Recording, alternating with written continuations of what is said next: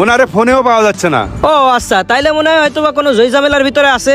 জয়ঝামেলা যতই থাক, ফোনটা তো রিসিভ করবে। ওইদিকে অফিস থেকে আমারে প্রেশার দিচ্ছে। আচ্ছা ঠিক আছে, তাইলে আমি কাকার সাথে যাই কথা বলবানি, আর কিস্তির বিষয়ে আপনার সাথে যোগাযোগ করতে বলবানি। আচ্ছা ঠিক আছে। তাহলে আমি গেলাম।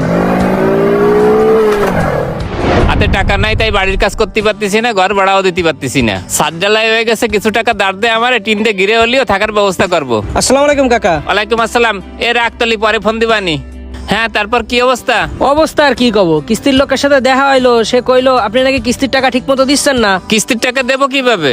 ওই নয়ন মিস্ত্রির কথা শুনে কাজে নামে তো মারা খেয়ে গেলাম। কেন, ওই মিস্ত্রি আবার কি করেছে? ওই মিস্ত্রি কইছিল 20 লাখ টাকায় বাড়ির কাজ কমপ্লিট করে দেবে। অলরেডি 26 লাখ টাকা খরচ করে ফেলাইছি, কিন্তু বাড়ির কাজের কিছুই হয়নি। তা মিস্ত্রির কথা শুনে আপনি এতগুলো টাকা খরচ করে বাড়ির কাজে নামবেন কি জন্যই? আর ওই যে কিস্তির টাকা দিতে পারতেছেন না, আমি তো গ্রান্টার ছিলাম, এখন তো আমার মান সম্মান নিয়েও টানাটানি বাইতে গেছে।